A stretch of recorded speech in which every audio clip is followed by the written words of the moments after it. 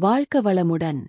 சுவாமிஜி, எண்ணத்திற்கு அளவுமுறை மிகுதல், முரம்படாது இருத்தல் என்பது எப்படி பொருந்தும்? வாழ்க்க வளமுடன்.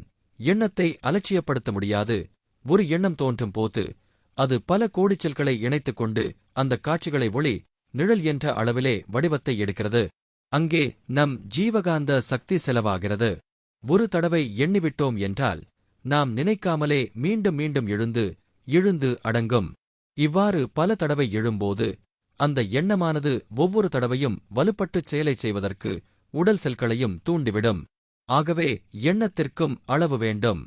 உடல் தேவைகளை முடிப்பதற்கும் மற்றுமுள்ள கடமைகளை ஆற்றுவதற்குமாக எண்ணங்களை கட்டுப்படுத்திக் கொள்ளலாம்.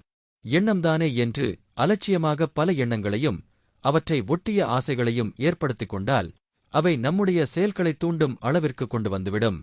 பற்று, பாசம் இவைகளின் மூலமாக அதிகமான எண்ணங்களை இரவு பகலாக நாம் எண்ணிக்கொண்டே இருக்கிறோம். ஒவ்வொரு எண்ணத்திற்கும் சில செல்கள் இயங்க ஆரம்பிக்கும்.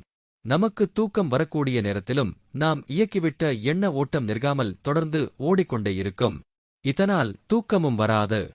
சீவகாந்த சக்தி அதிகம் செலவாகி உடல்நலம் குன்ற வாய்ப்பு ஏற்படும்.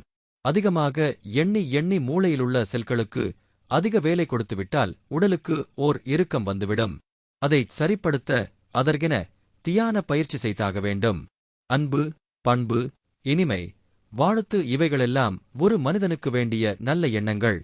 கோபம், வெறுப்பு, சாபம், வஞ்சம் போன்ற எண்ணங்கள் மனதில் இருந்தால் நம்முடைய உடல் நலமும் மனநலமும் பாதிக்கப்படும்.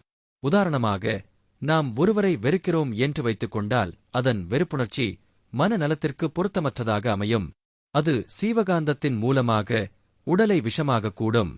ஒருவர் கெட வேண்டும் என்று நினைக்கும் போது அந்த எண்ணத்தினாலே முதலில் நாமே கெட்டுவிடுகிறோம். அது கருமையத்தில் பதிவும் ஆகிவிடுகிறது. பல தடவை சீவகாந்த அலை கலங்கப்படுகிறது.